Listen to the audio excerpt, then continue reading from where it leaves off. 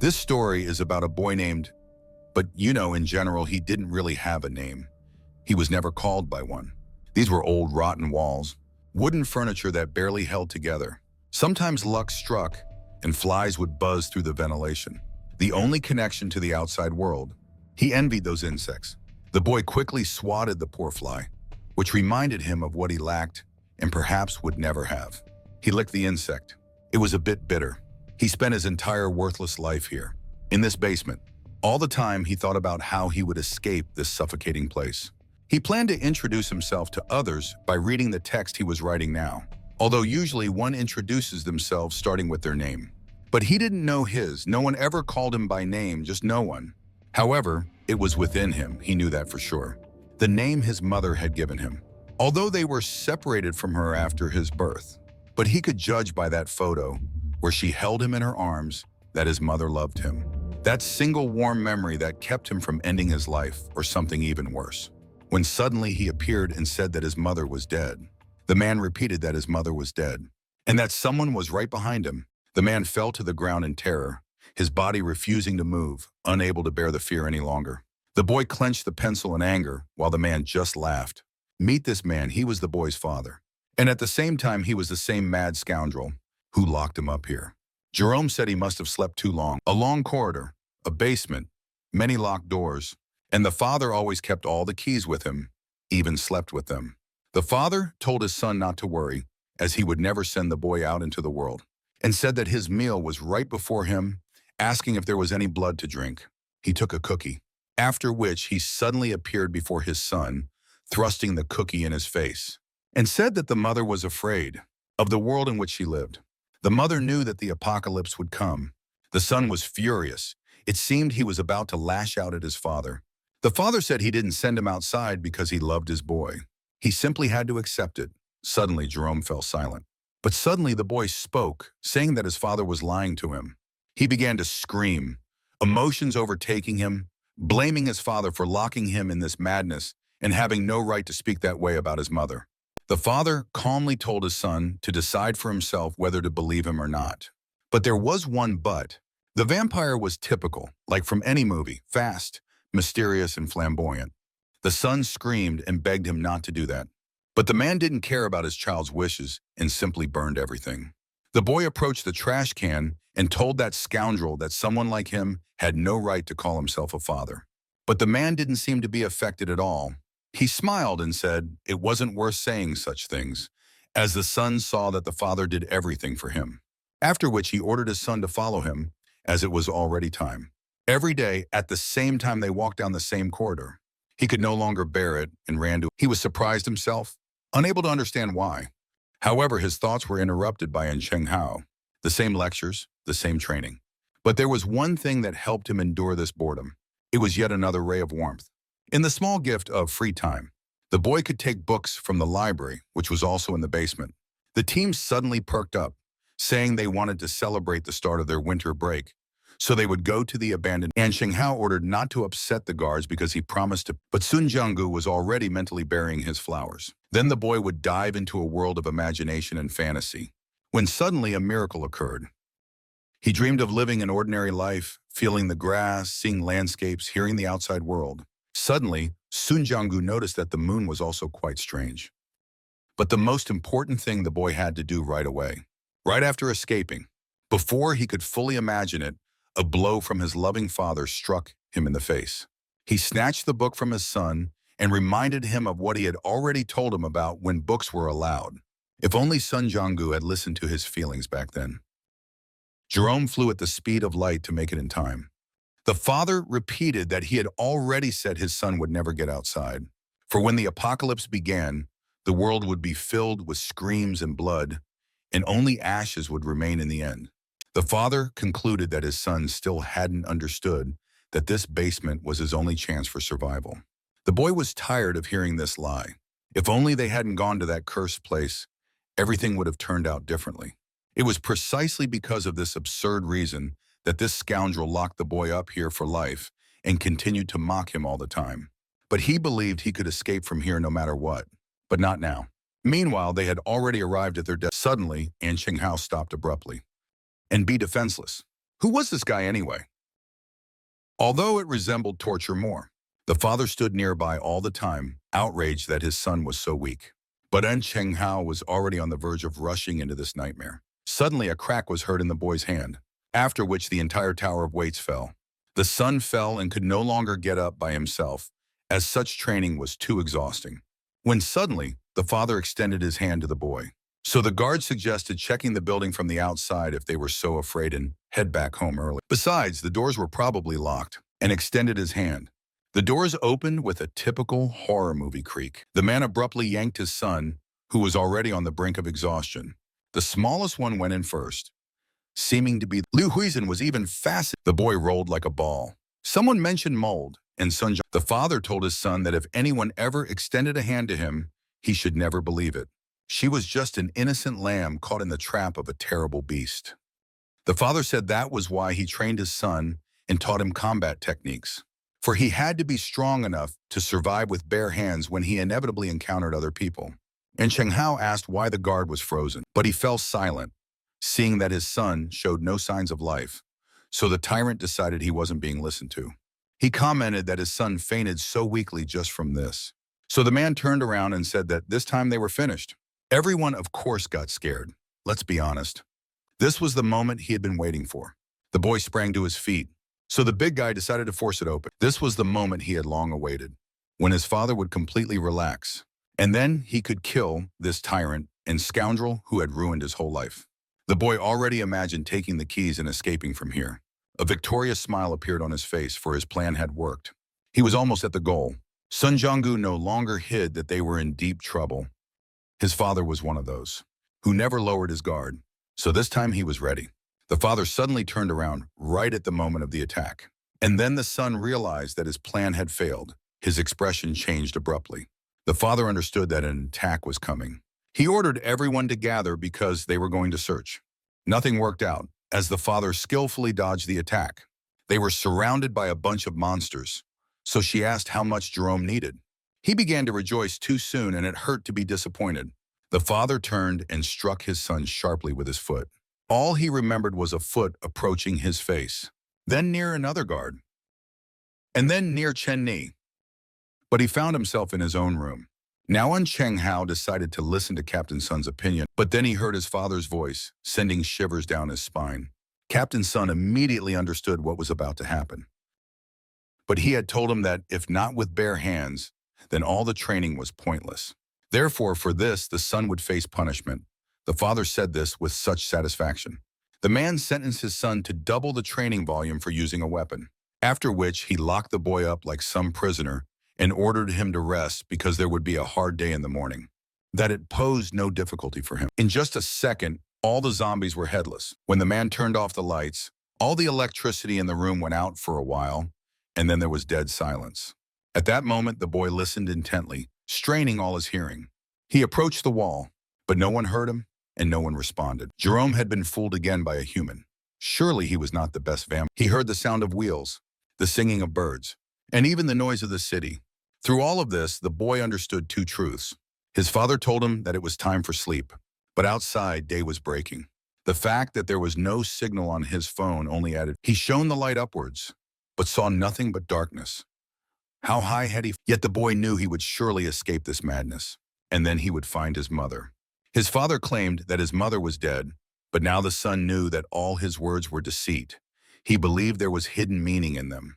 The son lay down to sleep and dreamed before slumber of the day he would escape this madness and surely find his mother.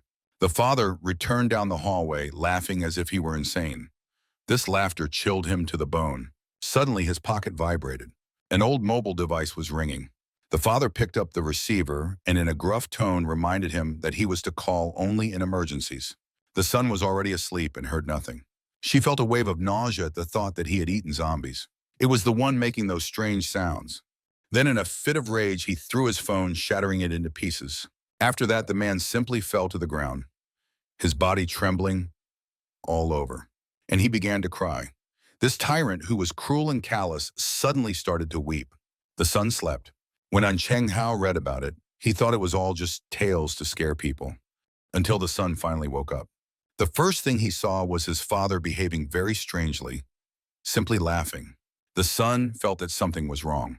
When he tried to stir, he noticed he was completely tied to the chair.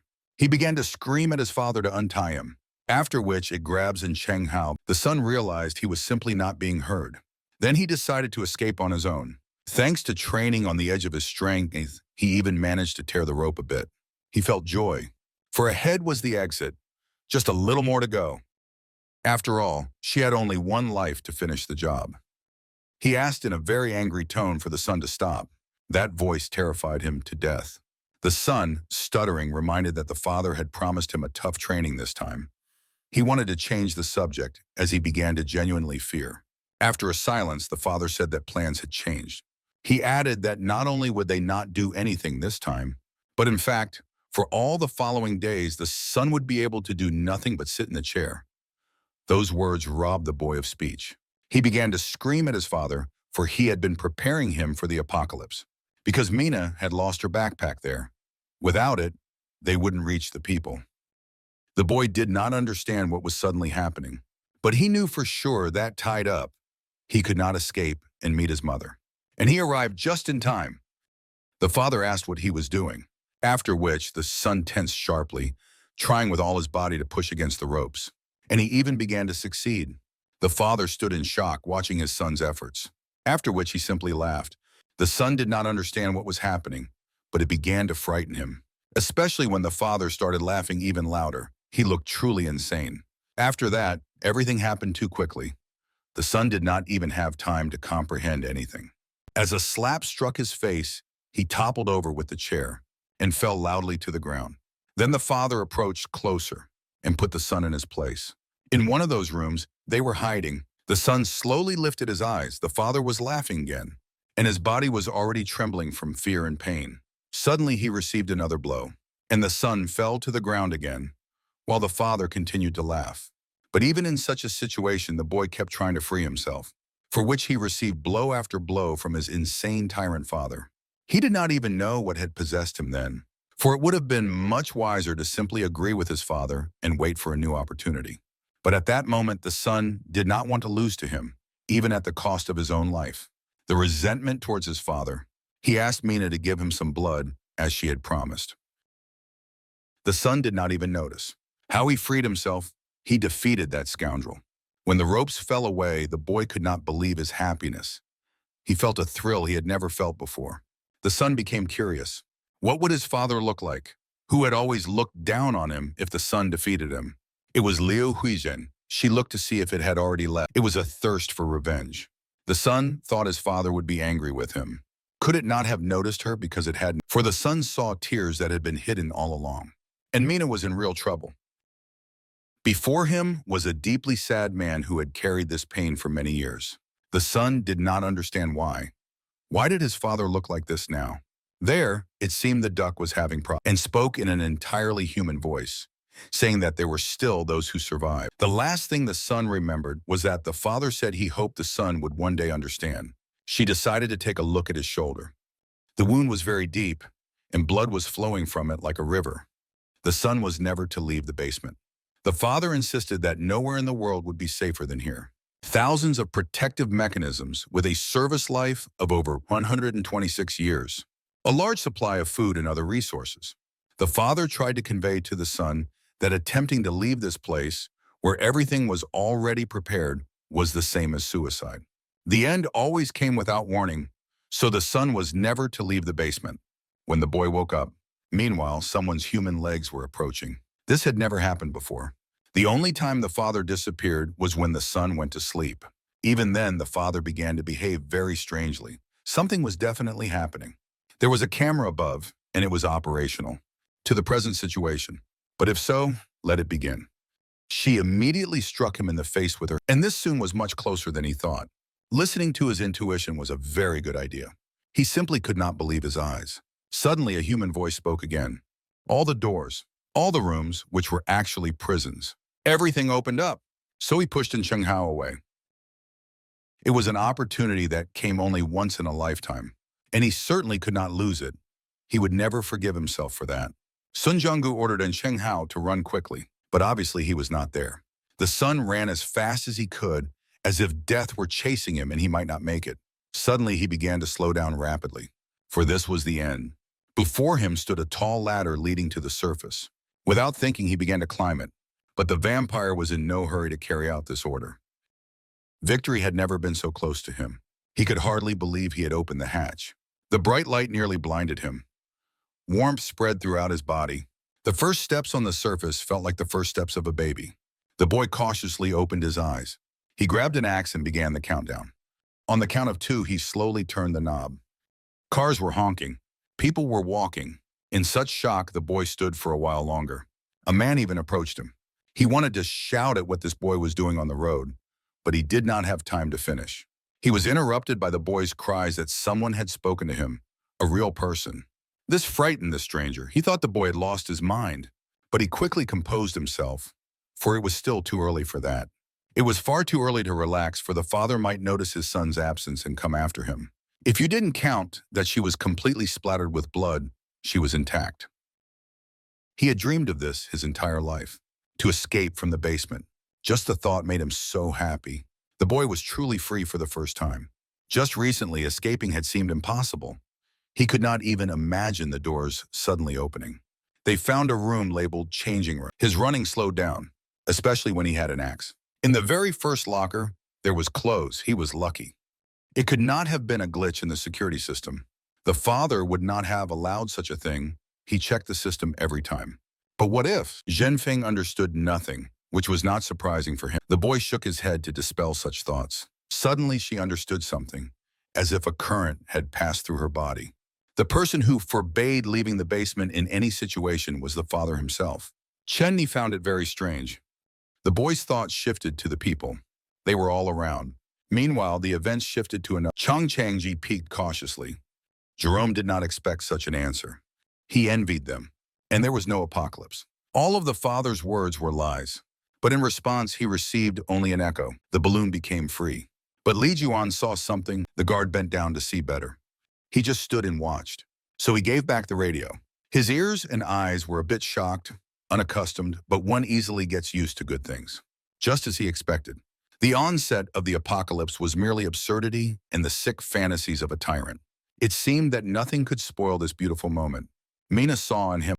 However, Liu Huzhen had been right there with them all along. Suddenly, the air was filled with the scent of something strange. Everyone returned to their place. For some reason, too many doves suddenly flew up, as if they were uneasy. So if people were around him, he hoped it would increase his chances of saying a large planet blocked the sun. Concerned passers-by stood in shock and stared. The boy did not move either. Something big and orange was approaching Earth, like some tentacles. But Nozomi-san stood her ground and thanked Cha Dinghuan. People began to panic. Someone even filmed it on their phone, thinking it was the moon. But he was amazed that everyone else did not see it.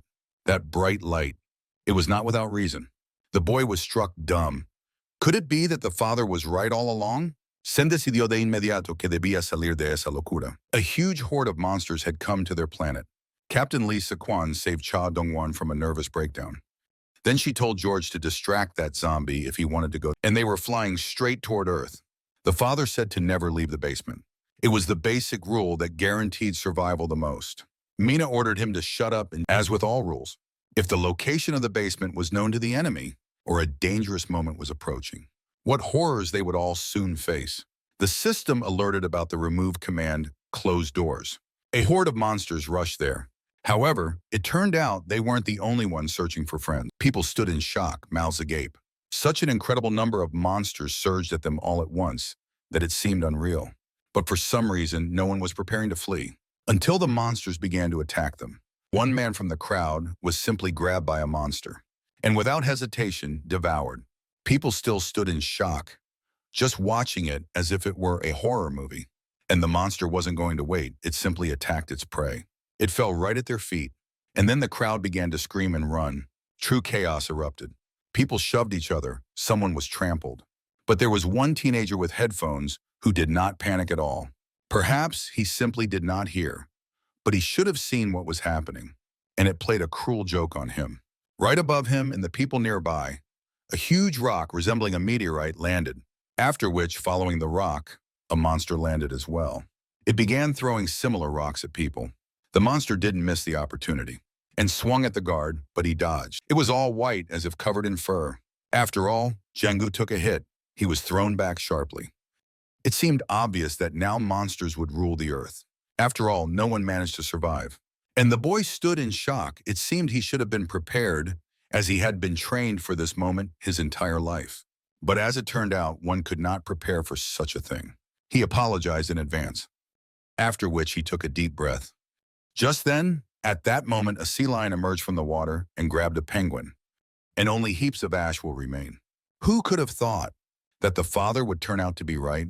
Meanwhile, a gigantic monster landed over the city, capable of easily destroying all these worthless people. People despaired and fell into despair, while the sea lions devoured the apocalypse had already begun. The boy could not believe that his father was right about the coming apocalypse. Did they even understand what kind of... His mother was dead. Could that also be true? A great wave of monsters engulfed the city. Like a tsunami, there were an incredible number of them. People were devoured one by one in large quantities at once. The boy was also running when suddenly someone grabbed his arm. It lured with its mystery. The son could not understand how this happened, as Dad appeared seemingly out of nowhere. There was no time for explanations. The father simply shouted at his son to run faster and not stop. Meanwhile, 4 months passed. The avalanche of monsters approaching them could not help but induce panic, especially when hundreds of people nearby were being devoured by monsters. It was incredibly panic-inducing and apathetic.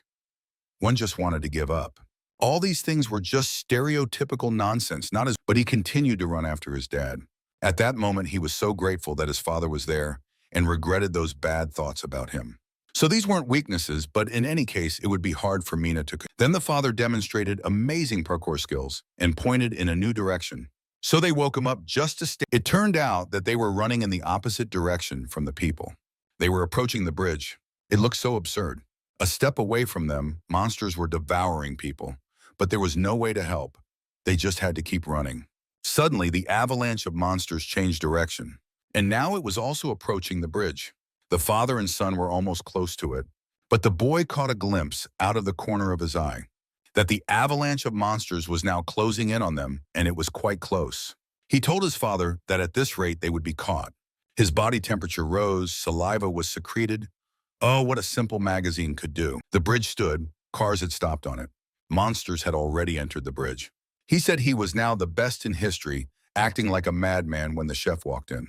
The boy continued to run despite his fear. Even though the monsters were so close, he could not help but look back. He told his father that the monsters had followed them to the bridge, when suddenly the boy felt something. But the cook didn't hurry to leave, as he had brought him food. The strong muscles of the creature wrapped around the poor boy's leg.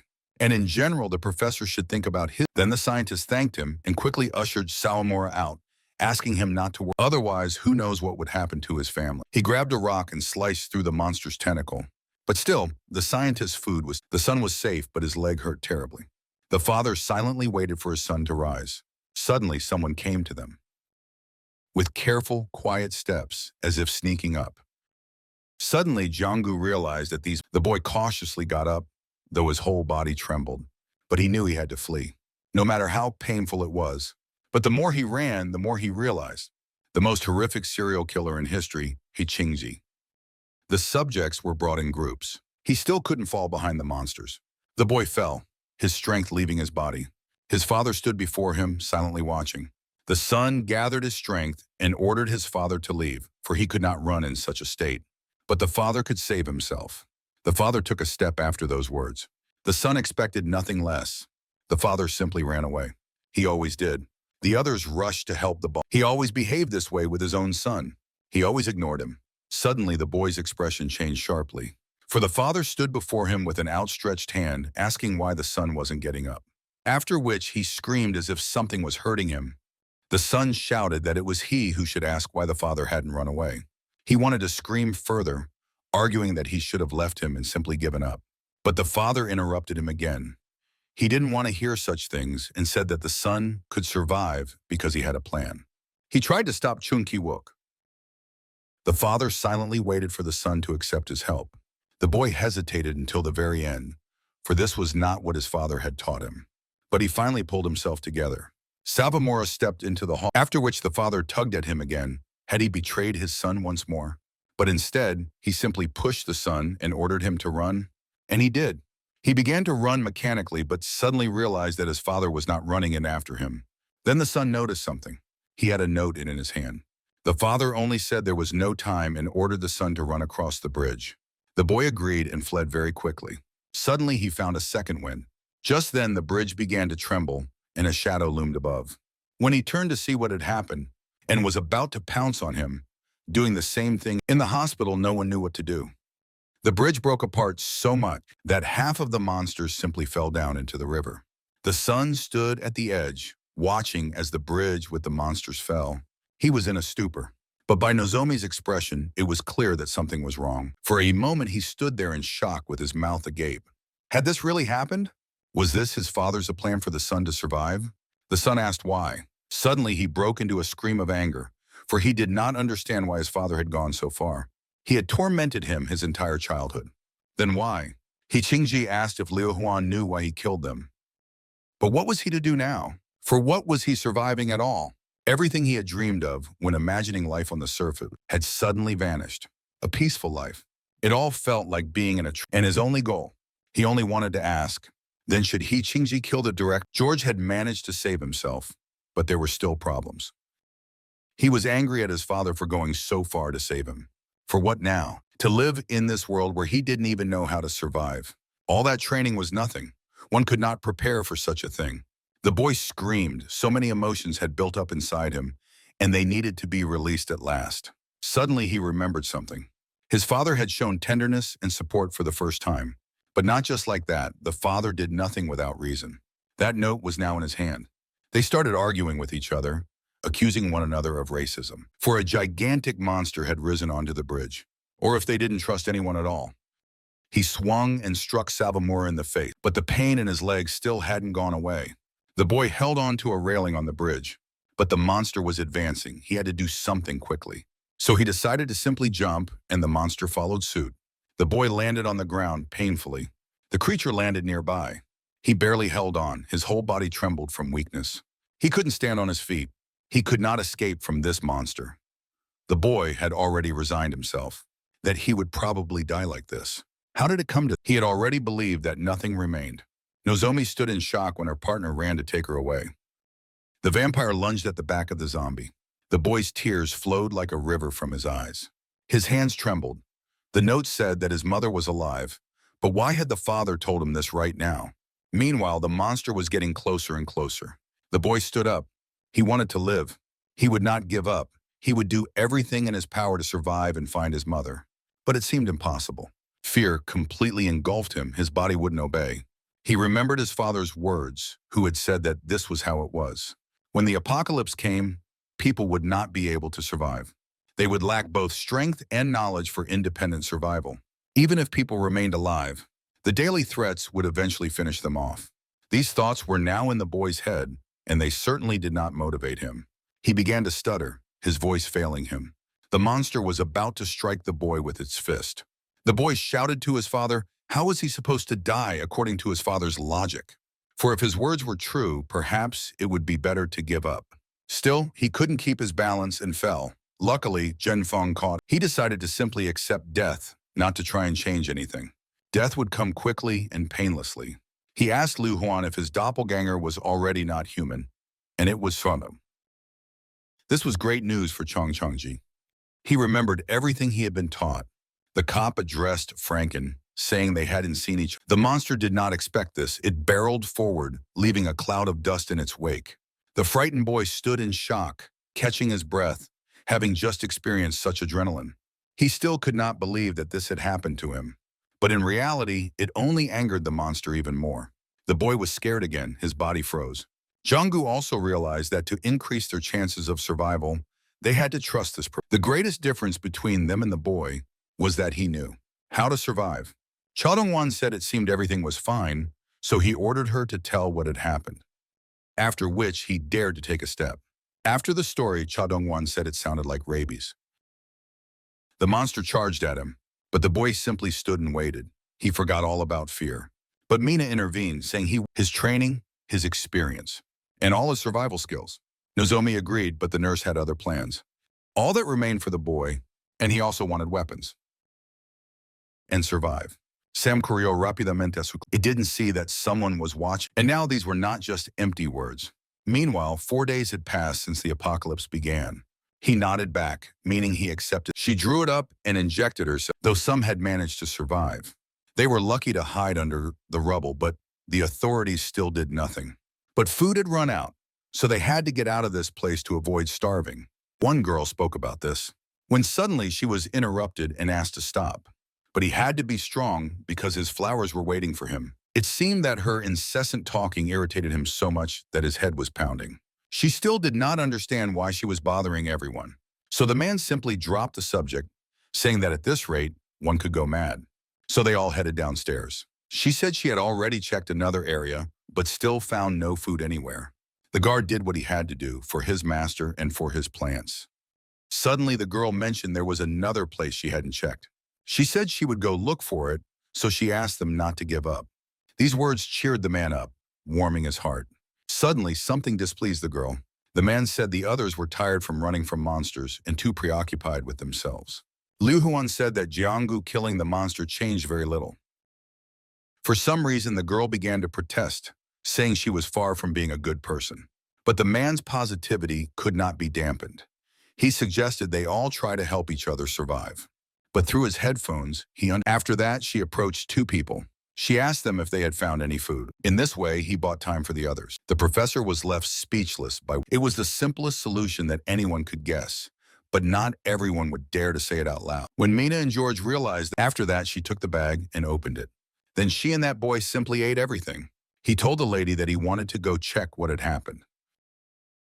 To which they replied that it was decided by those boring people, and no one from their side had agreed. He ordered her to lock the door after him and not to open it for anyone. But the boy replied that he didn't remember that. The girl became very angry at such stupidity. So she said she would report them to the others. Orlando heard the screams, and when he turned around, he noticed Jerome too. And he called Nozomi to follow him. Nozomi-san rushed in. She said that the 2 of them wouldn't even be able to catch her, as she was very skilled at running. This only angered the boy even more, and he moved closer. Suddenly, they heard screams, and they had already forgotten about the confrontation with the girl. The monsters left. Now they were finally safe and could breathe. Suddenly, the man noticed that the girl had sat down and covered her face with her hands. She was scared. Poor thing was trembling with fear. After all, she was just a child. But this only amused the man, and he asked where all her confidence had gone. He called her just a little coward. He mocked that he would like to see how she would run on those trembling legs. Suddenly, the girl saw something. There was food lying on the ground among a pile of stones. Simon didn't lag behind, and seeing Jerome's poor condition, said so if they let their guard down? The man expected the girl to have found something to eat. Then Mina screamed and asked him to come over for a second. Her stomach growled loudly, as she was very hungry. And the girl said she hadn't found anything, lowering her head in shame. Meanwhile, half an hour had passed. They were on the first floor, on the way to the emergency exit. Suddenly, after such a positive conversation, a huge monster burst into their shelter and destroyed everything. The whole place was filled with dust. Mina was outraged that he was disappointed much more than she expected. Before her, she saw the monster dragging the man away. He asked her for help. Then Jerome began to beg and apologize, asking for the blood back. It looked not only terrifying, but also very disgusting. He asked why she had done that, to which the girl replied that she had already said she was not a good person. The others were also fleeing. Suddenly, that boy noticed something. The girl was running ahead, but a monster was also nearby. His friend said everything was fine, and they would just use the little girl as bait. She felt her victory and that she was better than the child, as the girl was running straight towards the monster. And that girl was right, for the monster was indeed about to attack her. It sent its tentacles towards the girl. But this seemed to not scare her at all. Rather, it gave her confidence. There, something lay nearby. She dodged all dangers. Her small stature helped her with that. And her hidden motive was George. She asked to hand him over to them, and they would accompany them. And when disturbed, the monster became very aggressive. And the girl wasn't even tired and was ready to do it all over again. Meanwhile, Zhenfeng was trying. That boy stood in shock, recalling her words that she was skilled at running. He told his friend that the girl hadn't lied to them, but due to his distraction, he hadn't noticed how the monster was catching up to him. But Mina was not scared at all. She laughed, and she could finally catch her breath and rest a bit. Chang Changji warned them to be careful. Zhenfeng had no other choice but to shove Chen Ni right in the back, accidentally bumping into the boy, causing him to fall over immediately. Although he made a whimpering sound, he was alive. But it turned out there was another problem, a more serious one. The pleasure was long awaited, but it was worth it. She ducked low. Her small size allowed her to squeeze through where others could. In her hands was a flashlight. The boy lay on the floor, and part of his head was visible to the monster. So she decided to save him. She dragged him towards herself, trembling, waiting for the monster to leave. And the monster left. Because at that very moment, it bit through the flashlight. Its jaws were incredibly strong. But Jerome didn't respond. The girl screamed again in fear. It seemed that the situation had taught her nothing. The boy immediately jumped away from her. He couldn't stop, for by nature he was a beast. The girl was in shock, as she had never felt such hostility directed at her before. The professor also protected Li Juan. Mina was frightened that the vampire had killed. The girl said she had just hidden him so the monster wouldn't notice. Jerome decided to introduce himself, calling himself a vampire who fed on fresh human blood. The boy believed this, and while his father was right, he wouldn't survive long if he got close to a person. He wanted to ask why he should trust her, especially since Chang Changji hadn't stretched his bones in a long time. However, her expression changed sharply. He had eaten for the last time in the basement 5 days ago. That was his limit, whose body was simply shattering into tiny pieces and scattering in the air like dust. The girl briefly said she didn't have any food. Rochelle suddenly realized they weren't mocking. He said he hadn't even asked her, had he? She replied that he just looked hungry, so she mentioned it just in case. And at that moment, food fell from her pocket. The girl realized what a liar she had been. He saw the bag of food that had fallen and asked what it was. But this was not something where his decision mattered. He didn't understand what this person had thrown away, but just from its appearance, it intensified his hunger. Just at that moment, but the girl briefly replied that he was mistaken. The boy agreed that maybe he was mistaken, to which she nervously laughed, saying it was definitely not food.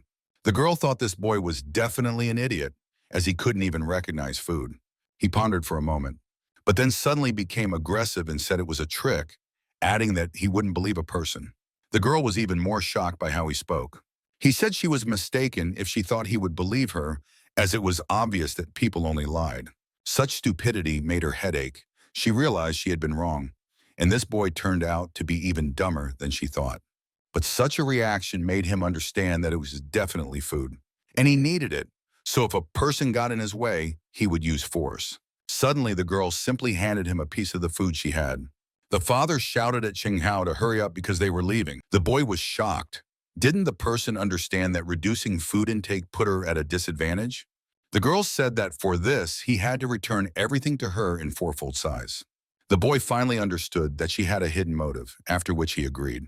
Rochelle said it was a wonderful decision and threatened that they shouldn't even think about pursuing them. After they ate, the boy simply turned around and walked away.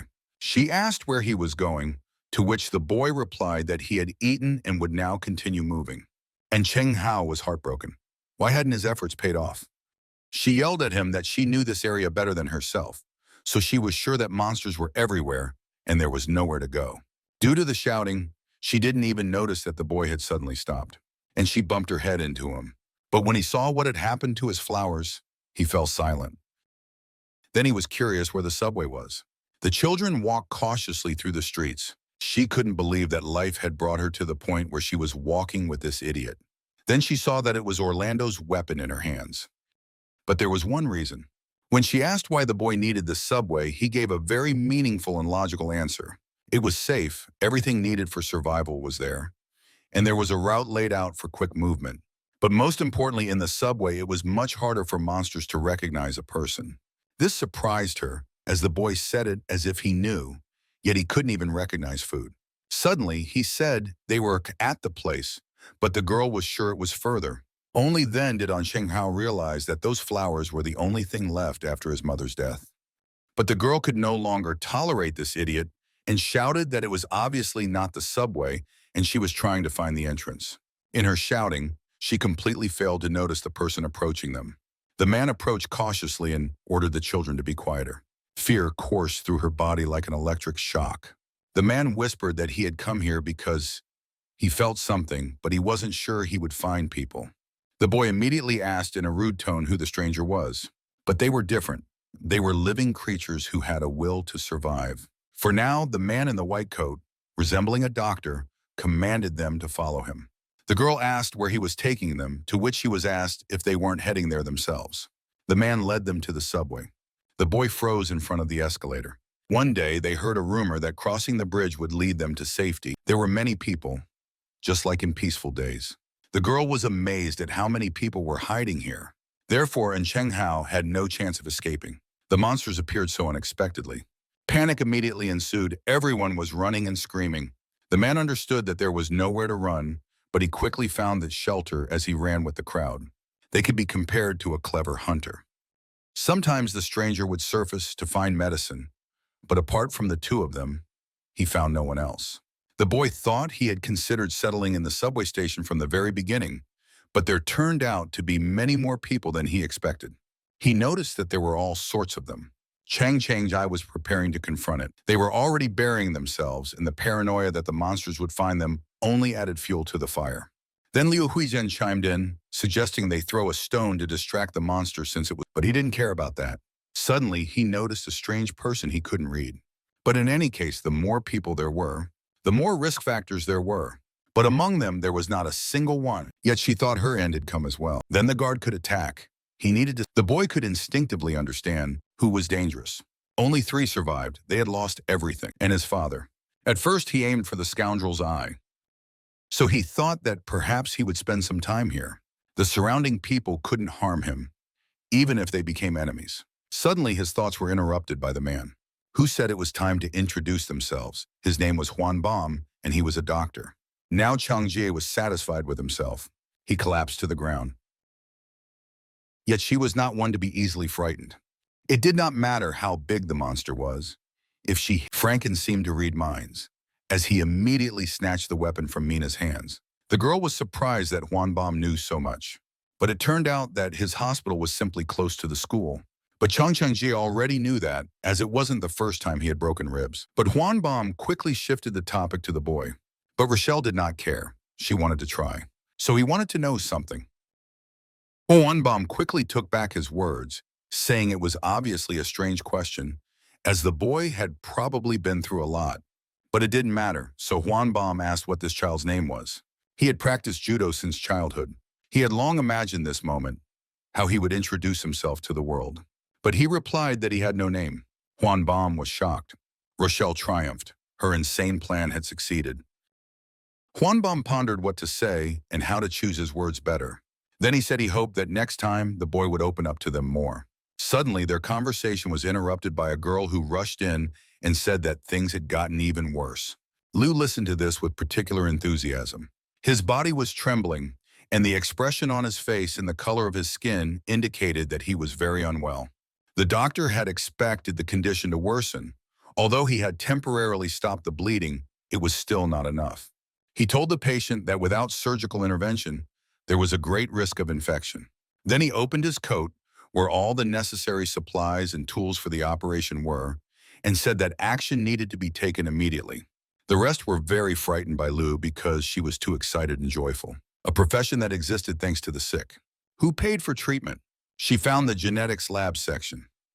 Suddenly, the boy asked what fee Huan Bom charged for treating people. But everywhere there were only books, no weapons. Suddenly, Mina's expression changed sharply. She began to call, but it turned out to be just some frame. After which, he told his patient not to worry. Rochelle was already rejoicing, thinking Jerome would not act. Sin embargo, el vampiro ni siquiera se asustó y no se movió. The boy watched this and didn't understand why Huan Bom was helping him. He didn't think people were so foolish as to help someone without getting anything in return. Suddenly, he wondered if people were really capable of such a thing. The doctor broke into a smile and asked him to be careful as the bleeding could worsen. Suddenly, the vampire was distracted again. When suddenly he noticed a badge on the doctor's coat, it turned out he was a veterinarian. The patient's heart began to race. He was scared to death. Jerome completely forgot that to kill a zombie, one had to sever its head. But the doctor said he couldn't do that, as everything could end badly if the patient moved. Then the boy went into a desperate scream and asked how Huan Bom could perform surgery if he was a veterinarian. But the doctor wasn't even surprised. He said that technically, people were animals. The patient began to panic and scream, begging to be released. The doctor also became anxious and said that anesthesia was needed. The girls said they definitely didn't have any, but the doctor found something. He picked up a brick from the ground. Así que el vampiro estaba decidido a hacer lo que había planeado. And then the boy realized he was mistaken and that people were very dangerous.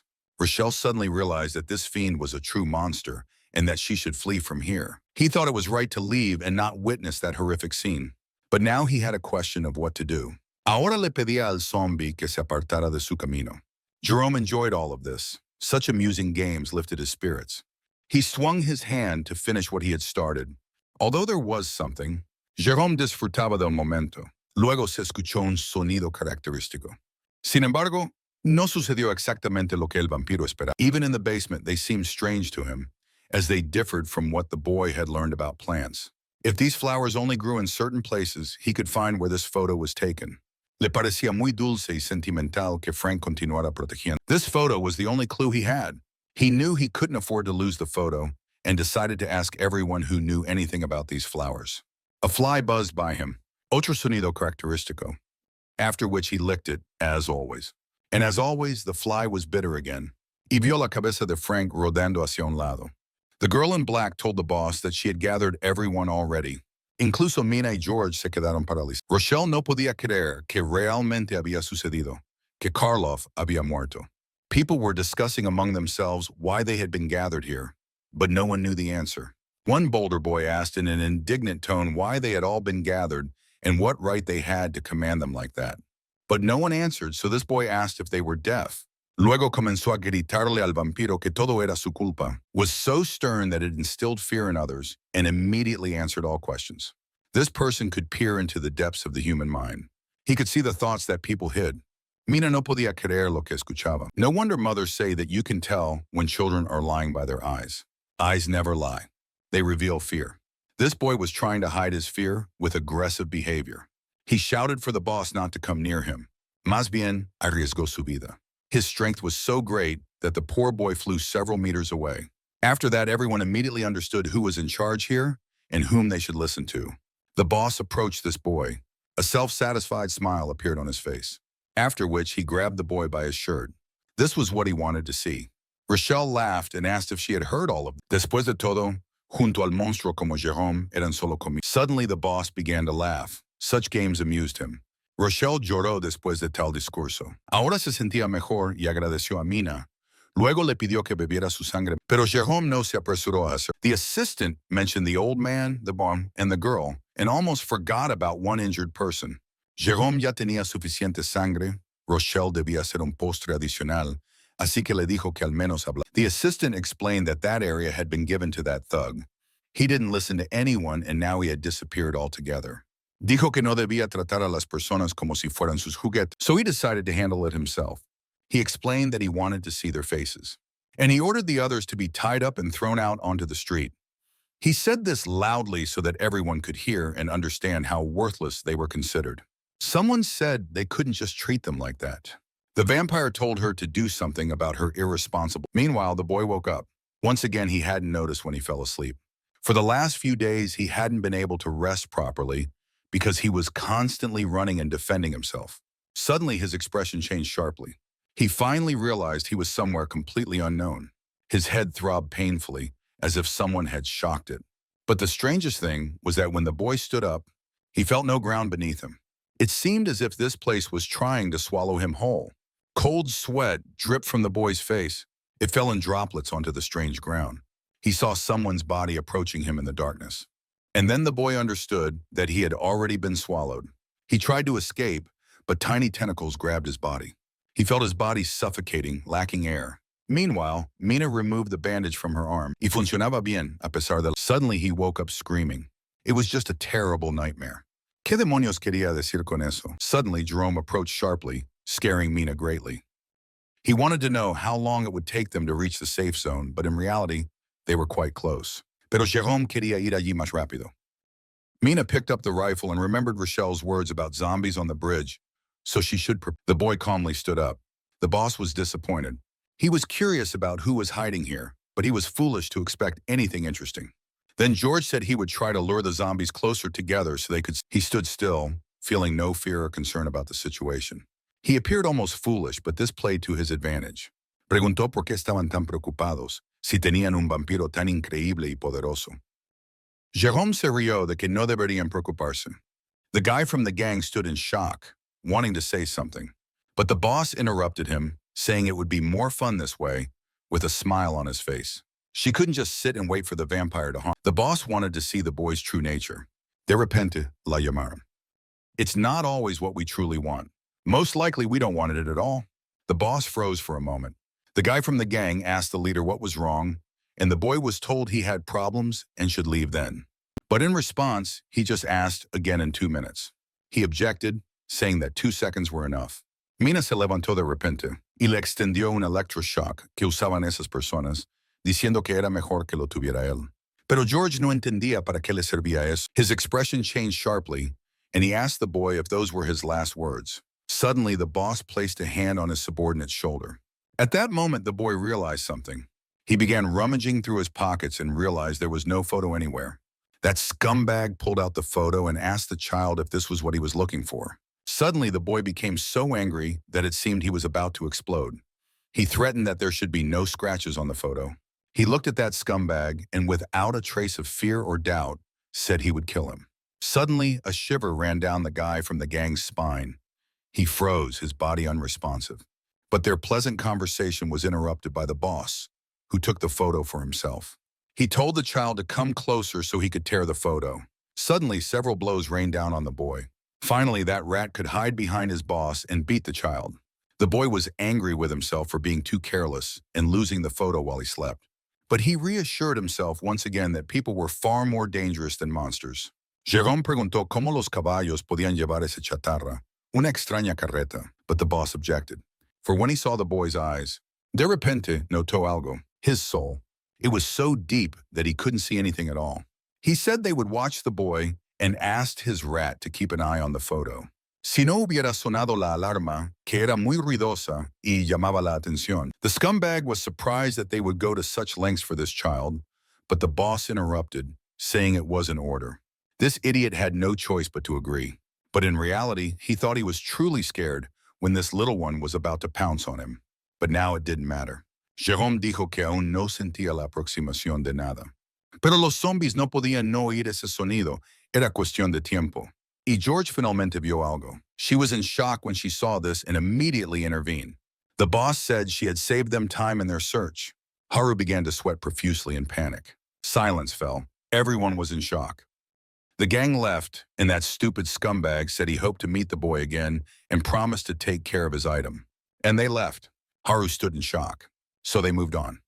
She offered him a helping hand and asked if he was okay. But in response, the boy simply pushed her hand away with all his might. There was no logic to it. The boy said he didn't need help from a person and ordered her to step aside. Haru said her name wasn't Person, she had a name. But in response, he just laughed, asking if he needed to remember something like that. The children stood between Huanbom and the grandfather felt the tension.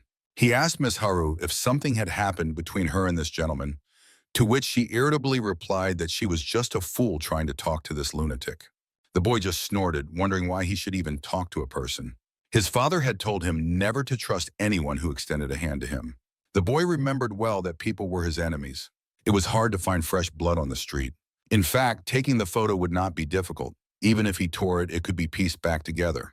What did he care about human deaths and suffering? After all, it was the only valuable thing that had left the basement with him, and he sincerely cherished it, so it was worth waiting for the moment when that scumbag would let go of the photo, and the boy knew how to wait.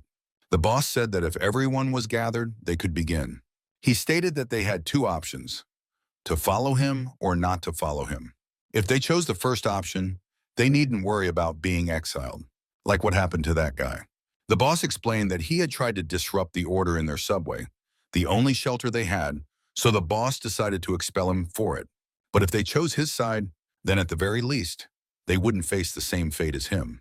The boss said he wouldn't force them to follow him, but if they wanted to be part of his group, they had to remember one thing. His word was law. This speech frightened everyone. They began to take steps forward, as a sign of agreement. Even those two whom the doctor had helped. They turned away and left. Huanbom always knew that the strong ruled over the weak. And in a world where laws had lost their power, such a turn of events didn't even surprise him. The boss didn't tell everyone to follow him, but he still manipulated them, as no one wanted to end up like that exile.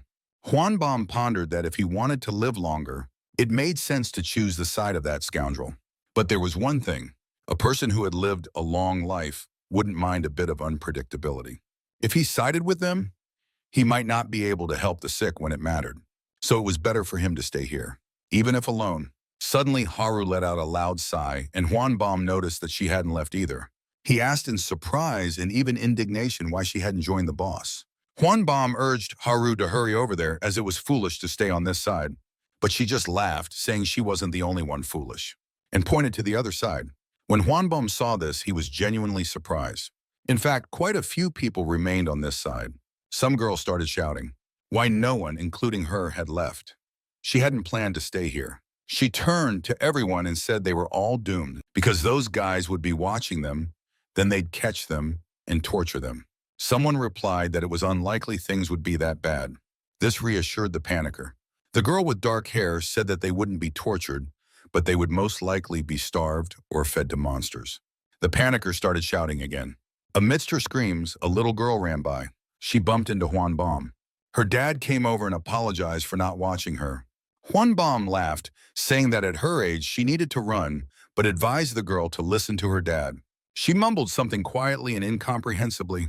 Huanbom said he couldn't hear her. Then suddenly the girl got angry and shouted that he wasn't her dad, because her dad was somewhere else, probably taking care of her mom. The man admitted that this wasn't really his child. They had just met while fleeing. He told Huanbom that he was trying to protect the girl until they found her parents. Meanwhile, the guards were having a pleasant conversation among themselves. But this conversation was interrupted by a boy who wanted to pass through. They told him that it was the boss's order. Anyone who left this room would be severely punished. So the boy said not to even think he was an exception just because he was young. But he was only interested in where that scoundrel was from his photo. Meanwhile, supplies were brought to the shelter. Some man said they all had to take their allotted rations, and no one could take more. Everything would be checked.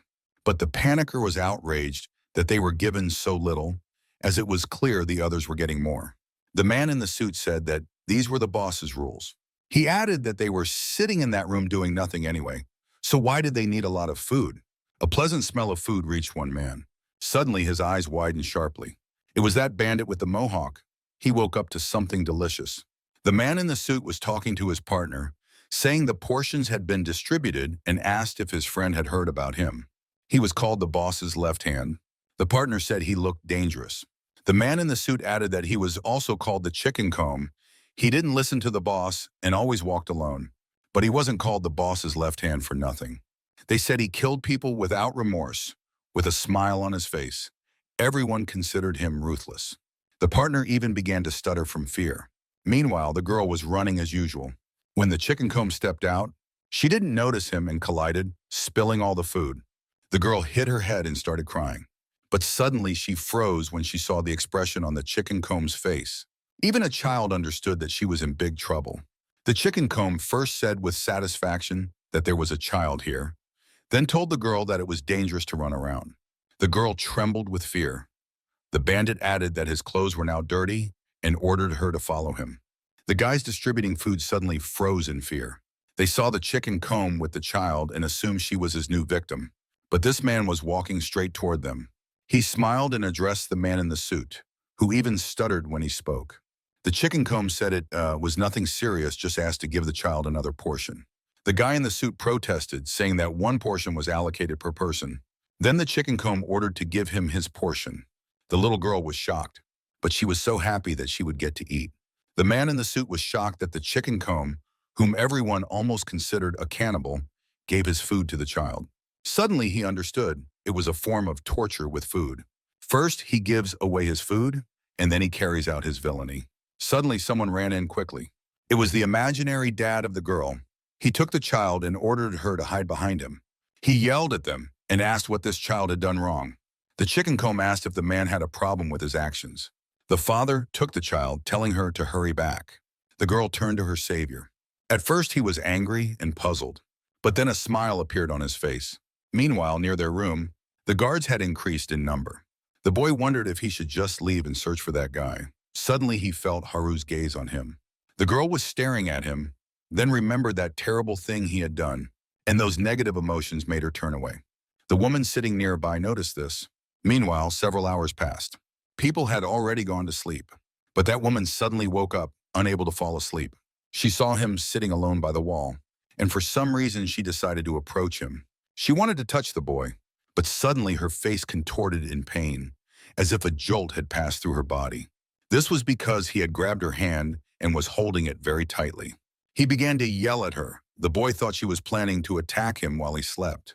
But the woman tried to convince him that she just wanted to talk to him. And those words left him in shock. Talk? She asked why the boy acted as if he had never spoken to anyone before. This angered him. He shouted that this stranger had nothing to do with it. The woman didn't understand why he reacted as if he had just crawled out of a cave. He said he didn't care. He wanted to know what she wanted. The woman asked him why he always distanced himself from others. She suggested that the boy was just shy. But he began to yell for her to be quiet because it made no sense for him to sit with his enemies. The woman didn't understand why she had suddenly become an enemy.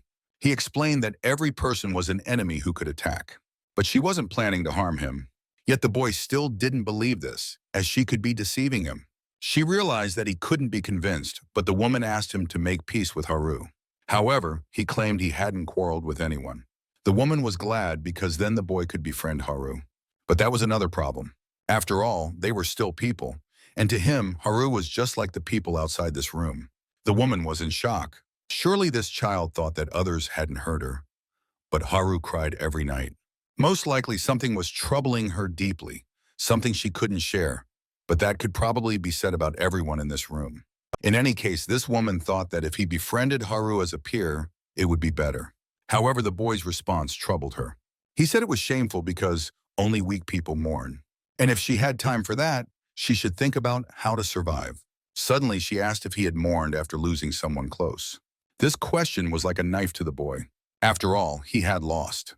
And that loss was the most painful because he had no one else but his father. However, the boy denied it and swore he would never mourn, because no one was dear to him.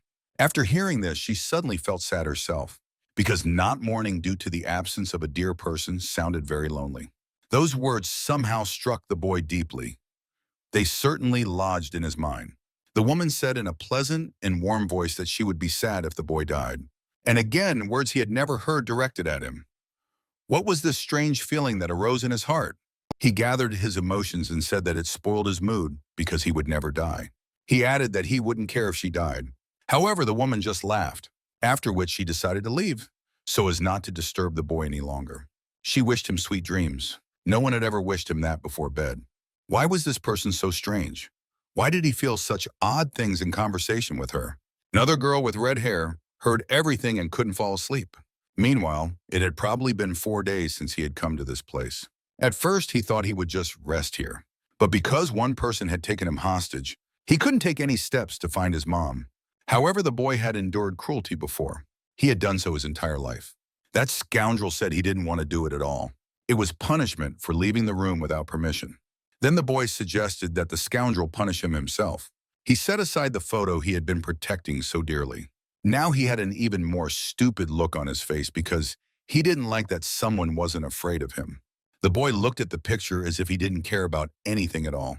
Did he look at him too much? For some reason, the scoundrel began to tremble and said that the boy probably hadn't been punished enough if he spoke like that. Once his father said that people were weak by nature. And perhaps the son finally understood what his father meant. He got up from his seat. The woman saw the beaten boy and worried that they had done it again. However, it seemed that not everyone was like what Dad had said. Huanbom offered to disinfect the wounds, reassuring that he didn't look too badly hurt. The boy refused, saying he was fine. He simply sat back down in his usual spot. Suddenly, someone shoved food in front of him. It was that woman. She had brought it for the boy because she didn't know when he would return. He was so shocked that he almost thanked her. However, he then abruptly fell silent mid-sentence. The woman kept coughing and looked terrible. Suddenly, the boy began to think. If her words were true, that she wouldn't harm him, and that she would be sad if he died. He suddenly thought that maybe he could trust her a little. Suddenly, a can clattered to the floor because the woman had just collapsed to the ground. For the first time, the boy felt worried for someone. Huanbom rushed to help her. She needed medicine, but the problem was that there was none here. They had to go to the surface. The woman replied that in that case, everything was fine, and there was no need to go to the surface for her. Huanbom was outraged, as without medicine, she was only getting worse. Suddenly, the boy intervened. He wanted to know how much worse it would get for her if they didn't find the medicine. But Huanbom didn't have time to respond. At that moment, those scoundrels appeared. The boss had called for the doctor. The gazes of the scoundrel and the boy met. He didn't understand the boss. What was the need to keep that photo in front of the boy all the time? After all, he could handle it just fine without the photo. He told the doctor that the boss had ordered him to treat the wounded there. But Huanbom said he couldn't do that right now.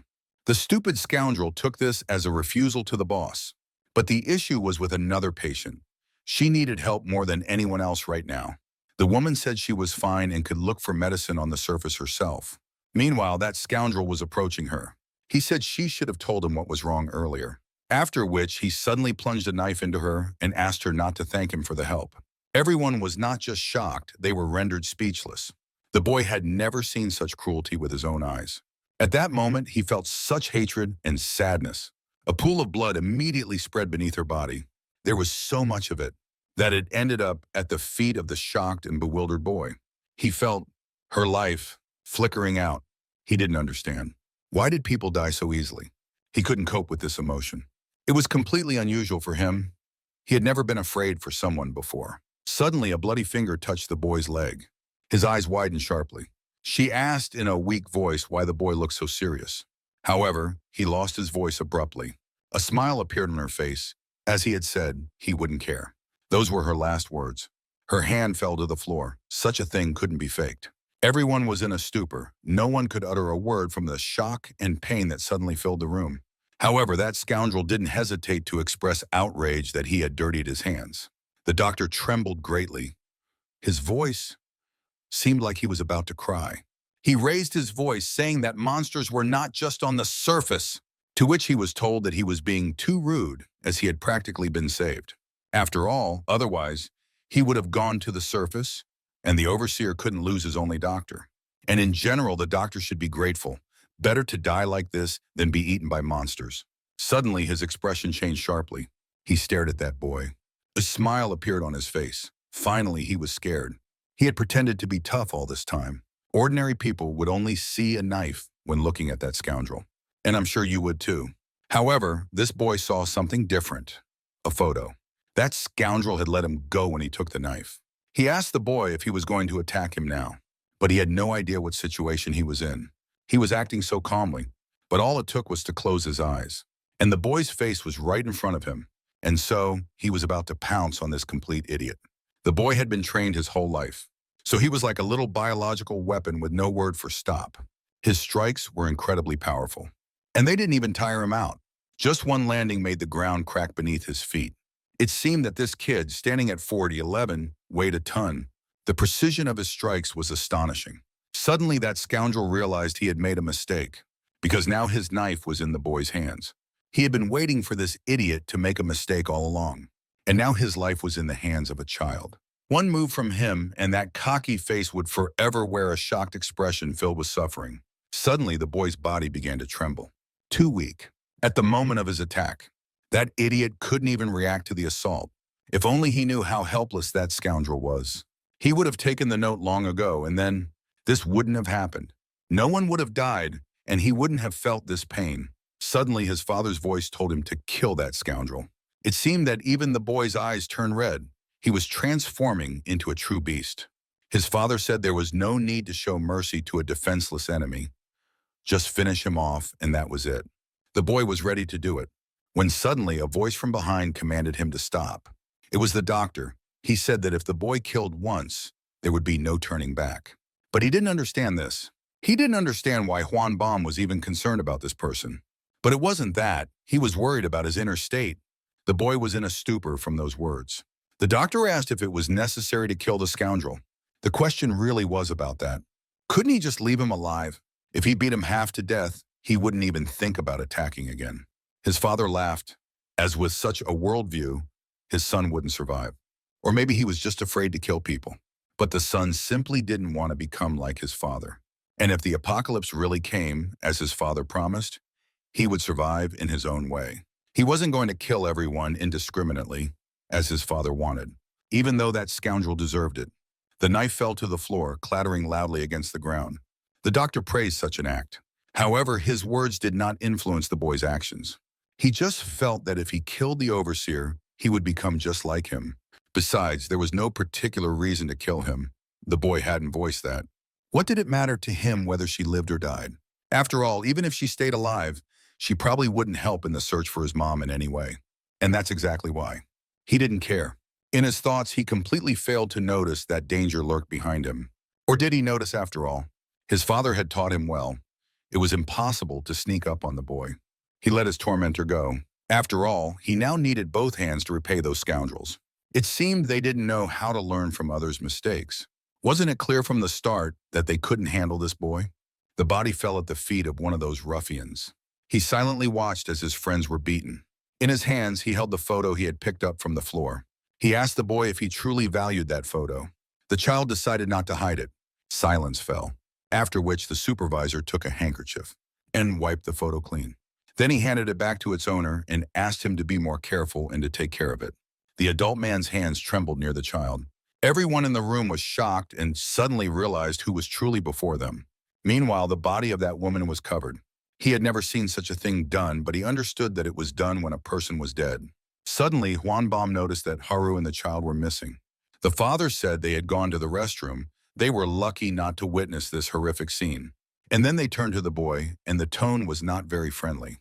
Some man began shouting at the boy that he could have beaten those ruffians all this time, but instead just obeyed them. But who hits without reason? They had his thing. The man called his thing just a piece of toilet paper. This irritated the boy, and he began to shout. And the man realized he had spoken in vain. But the boy quickly calmed down. Then he said he wanted to ask them all something. Literally everyone gathered for such a spectacle and listened attentively. But no one knew anything. Nothing came to mind. They had never seen such flowers before. The child's father said it would have been much easier to find out via the internet, but in the current situation, he wasn't sure it was possible. Juan Baum asked if he understood correctly that the boy wanted to know where the photo was taken. Honestly, he was already irritated by people's stupidity. He said he was looking for that place. Everyone was shocked by such a statement. After all, even though he showed he could fight, there were many monsters on the surface. So even if he knew where to go, he wouldn't survive just like that. However, the boy didn't think so. He was sure he would survive. Juan Baum was shocked as the boy's words sounded very confident. Everyone would feel that way. In any case, he still didn't hope to find someone who knew right away. Suddenly, the boss walked in. He was shocked because the photo was with the boy. The boss asked his subordinates to handle the photo carefully and not to let it go. But they couldn't even handle such a simple task. Well, if such a situation occurred, then the boss was going to explain to him how he needed to behave more clearly. Meanwhile, events shifted to the surface. There was a large brown monster. It suddenly began to dig down into the earth. Events shifted back to the subway. Inside, they had already started a fire to begin cooking. Haru watched this. Next to her was the child who had finally come out of the restroom. She was outraged that there were very strange people here because no one flushed after themselves in the restroom. But the problem was that the drainage system wasn't working. At that moment, the scoundrel supervisor came in and ordered the children to return immediately because they had been here too long. Haru made her dissatisfied face, and the supervisor explained that he just wanted to survive, like they did. The other supervisors watched, finding it amusing that they were arguing. Suddenly, the food in the pot began to bubble violently. He decided that his partner had added something, when suddenly it felt like an earthquake began. Stones fell into the pot. He immediately looked up. A large crack appeared in the ceiling. Suddenly, a hole appeared in that crack, and from that hole crawled a huge monster heading towards one of the supervisors. Meanwhile, a fight was brewing between the boy and the boss, but it was put on pause when those strange sounds were heard. On the floor lay his unconscious partners, just as he thought. Even in the world he had voluntarily entered, such people sometimes appeared, like monsters, completely unlike all humans. Although now true monsters roam the earth. Behind the boss, a supervisor appeared and warned him to be careful because this little one was very strong. But he didn't have time to finish his sentence before he was struck by the boss. After all, people like him weren't worth listening to. Right now, all that mattered to him was himself. The boss didn't like the boy's defiant gaze. It was time to show who was stronger. Now he could see the true form of his bottomless soul. The boss performed that trick again. To him, the soul was like just a hole in the floor, one that could be intruded upon so brazenly without invitation. However, this time it was different. The boss made a fatal mistake. For now, it was not he who was looking into the boy's soul. It was the boy looking into the boss's soul. And it seemed he didn't like those feelings at all, as if a huge monster was devouring his consciousness. The boss suddenly screamed loudly. His heavily sweating body fell to the ground. Everyone was shocked, as such a thing had never happened to the boss before. Who was this boy? Was he even human? Just now, this seemingly child almost swallowed the boss. Everyone was left speechless at that moment. The boss trembled so violently that it felt like a small earthquake next to him. His secretary couldn't understand what had just happened between the boss and this child. Suddenly, their attention was drawn by other screams. Some man burst in, screaming loudly, calling for help because he couldn't see anything. He said he had just dozed off for a moment, and since then his head had been splitting. And behind him, something very large and unnatural was protruding from his head. No one understood what was happening, but everyone realized it was the work of a monster. The man began to scream that something was in his head. Suddenly, his body twisted sharply and violently, as if he were a marionette. The rest stood in shock with their mouths agape. Suddenly, tentacles crawled out of the man's eyes. One of them struck another man. The second one was grabbed by the boss, and he pulled him towards himself, after which he struck the monster sharply, so hard that it flew back abruptly. The tentacles from his eyes retreated, but the boss understood that this was just the beginning. The monster crawled out of that man's head, revealing itself. So the boss had the chance to kill it by throwing an axe at it, after which he approached closer. And there was no living spot left on the monster. He completely chopped it up. People stood as if enchanted, waiting for the outcome. But if the monster no longer moved, it meant that the boss had killed the monster. However, the question was different. Where the hell did it come from? People rejoiced that they had remained unharmed. Although the boss still heard some sounds and felt danger, the boy also couldn't relax. Suddenly, his eyes widened sharply. The boss's expression also changed, because that huge monster burst into the room. It was so strong that it broke down the thick metal doors. And when it stood up, it became clear that it was also about 10 feet tall. Perhaps because people had been underground for too long. They had all forgotten about something. More precisely, they had tried to forget. Those terrible memories. And of course, the primal fear. All the people began to flee immediately, which was quite logical. However, the boss didn't like that. He ordered them to fight. How long would they keep running like this? Did they want everything to repeat? Everything was different now. There was only one enemy.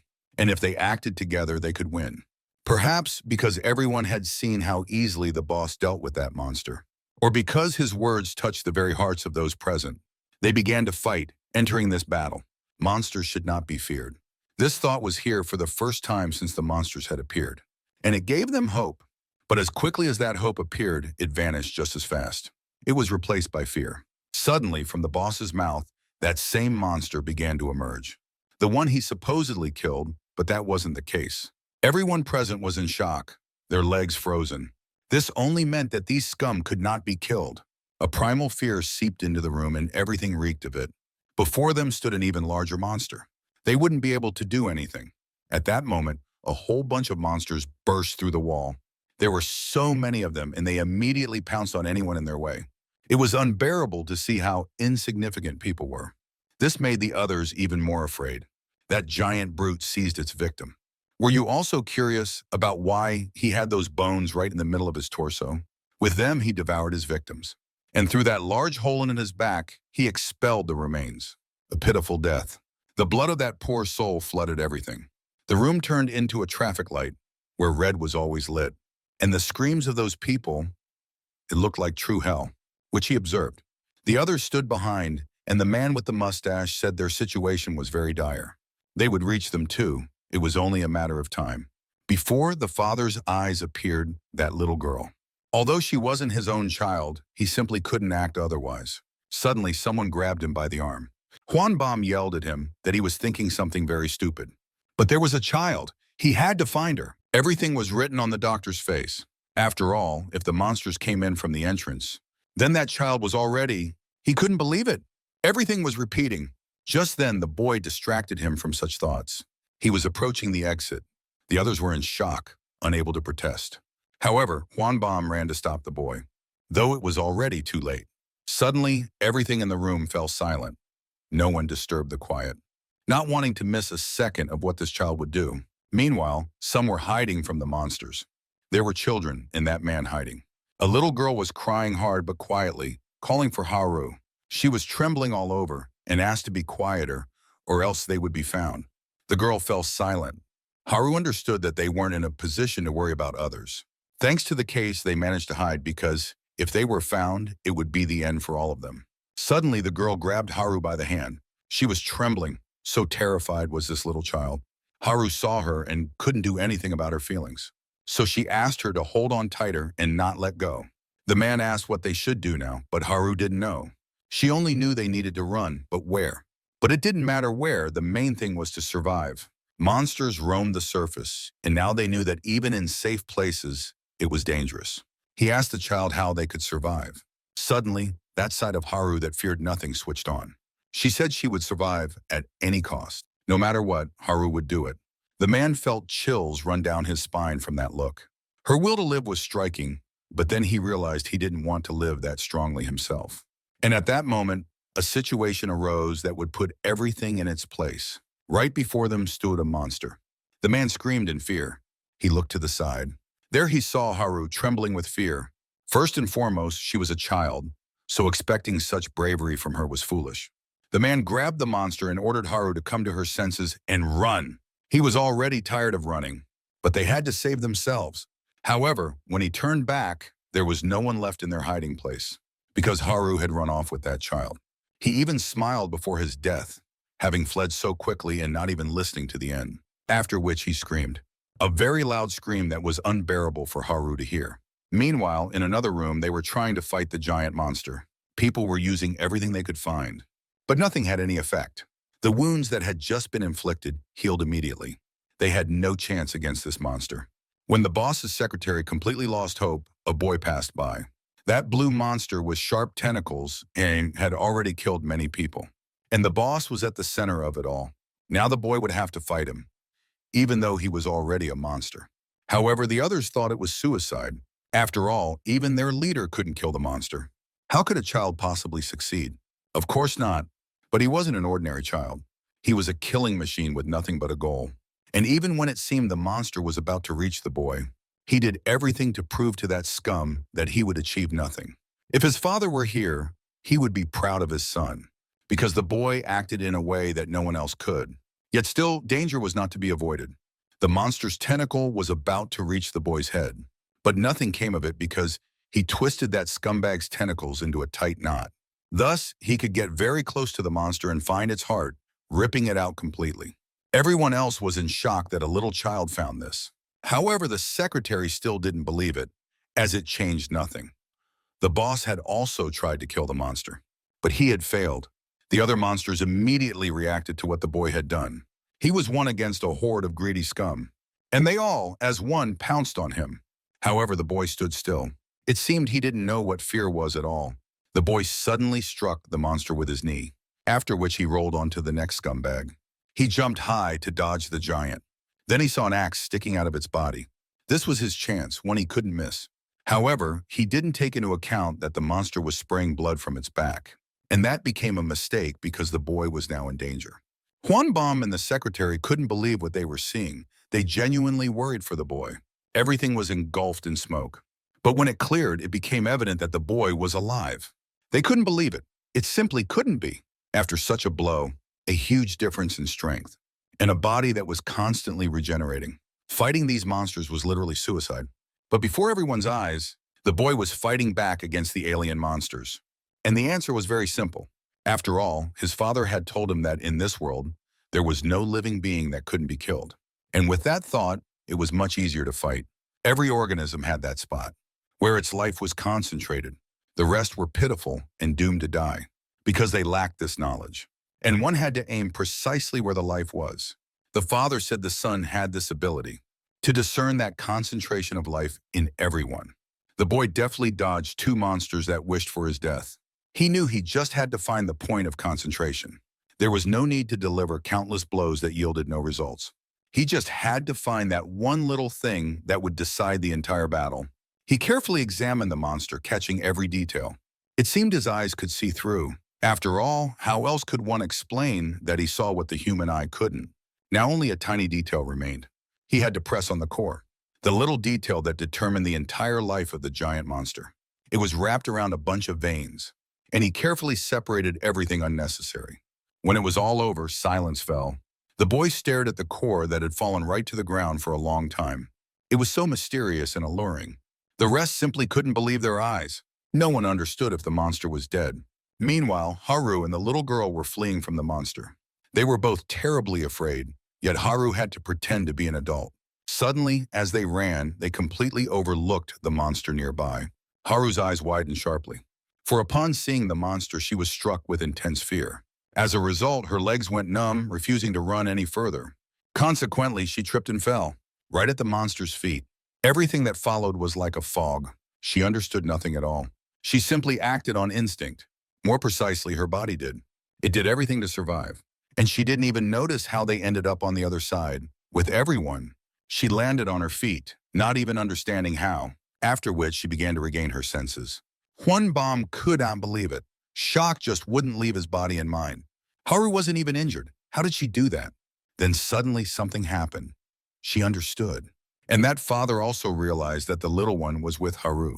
Haru couldn't believe she had let her go. After which a loud cry and scream erupted, and then everyone understood everything at once.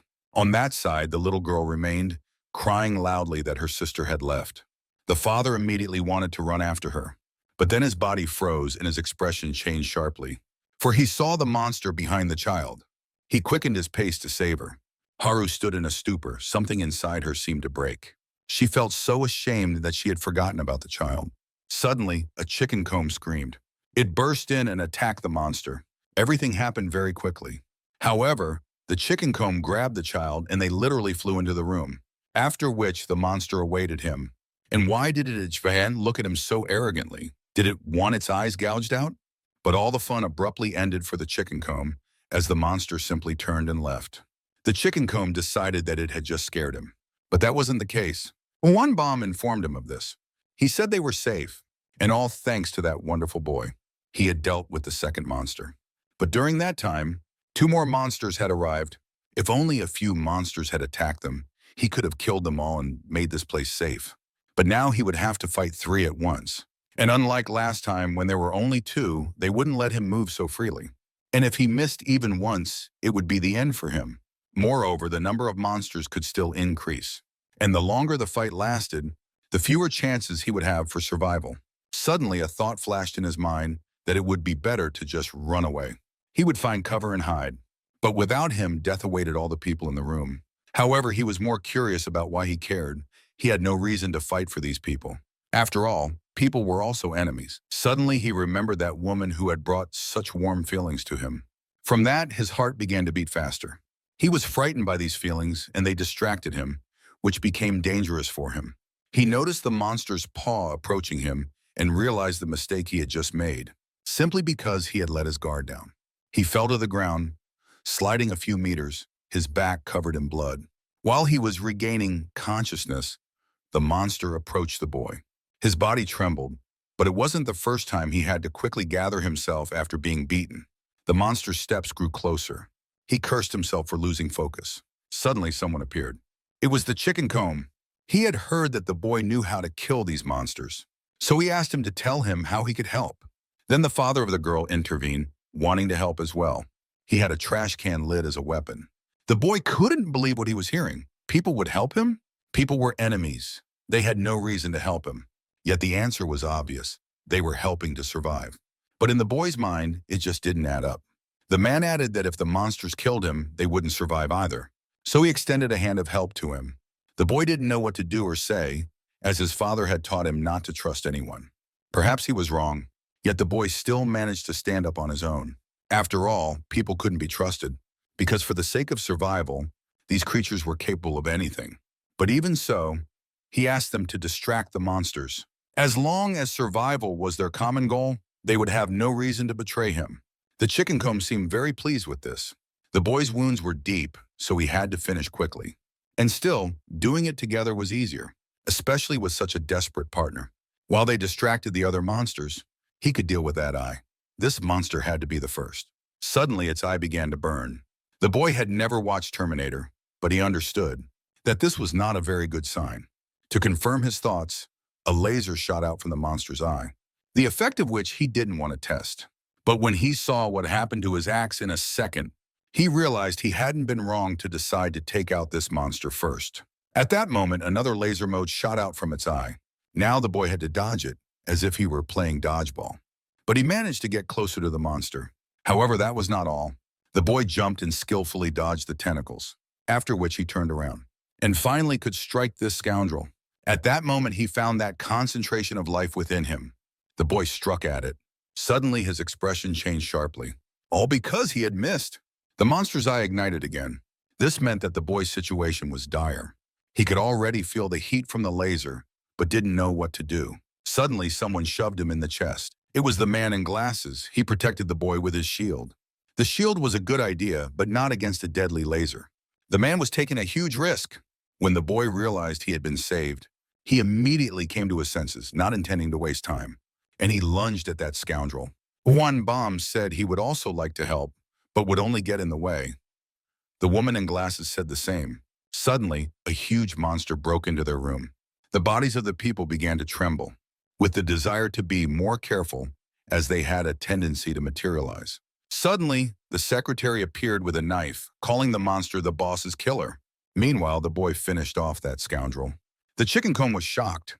He didn't know that the monster transformed into such a thing when killed. And the chicken comb wanted to know how he had done it. The boy commanded him to focus, and then he would see the weak spot.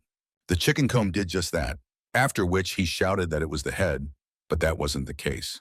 And the man in glasses said he also didn't understand, so he suggested provoking the monsters to himself so the boy could deliver the decisive blow. Suddenly, the chicken comb dashed from his spot.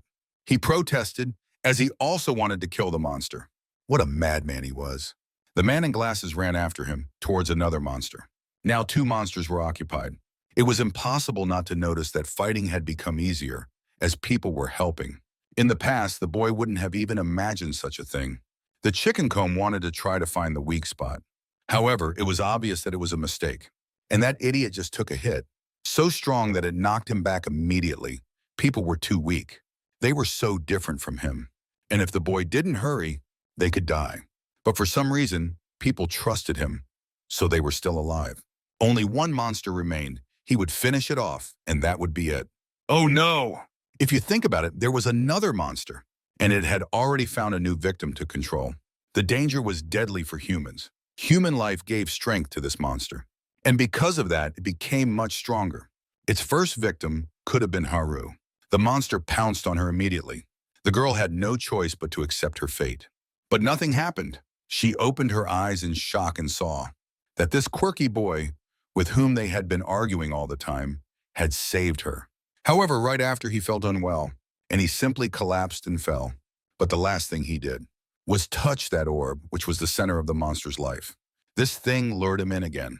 After that, darkness fell, voices saying that the injury was too great. Suddenly, light. The boy woke up, immediately getting to his feet. Nearby, he saw Haru, who was sweetly sleeping, and a shocked Juan Bomb, marveling that he had already woken up. He saw the bandages that this veterinarian must have applied. Suddenly, he ripped them off. Juan Bomb was worried. You can't touch a wound. But there were no wounds on his back. The doctor was both shocked and filled with curiosity. Only 2 days had passed, and he had never seen wounds heal so quickly. Then the child's father woke up, who was also glad to see the boy back. He really wanted to thank him for saving him, but the boy replied that no thanks were needed, as he had saved himself. Then he remembered the chicken comb and thought he was already dead. But that idiot appeared right away, outraged that he had already been buried. He wanted to prove he was healthy, but the blood from his mouth told otherwise. The child's father wanted to thank the chicken comb and find out why he helped them.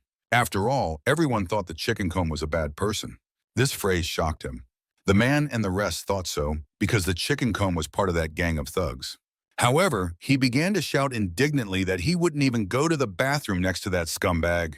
While they were arguing, Haru had already woken up. Through her sleep, she saw that he had woken up, and she couldn't help but be glad about it. The boy immediately asked why she was sleeping here, as it didn't seem like she was injured. But she was outraged that he had ignored her question about how he felt. Juan Baum embarrassed Haru, saying he should be grateful to her because she had taken care of him the whole time. Haru tried to argue, saying she wouldn't help someone who didn't even remember her name. Suddenly, the chicken comb intervened. He said he remembered her, having seen her when she was running away. The chicken comb was impressed by how Haru dodged the monsters and how quickly she ran, as if a demon had possessed her.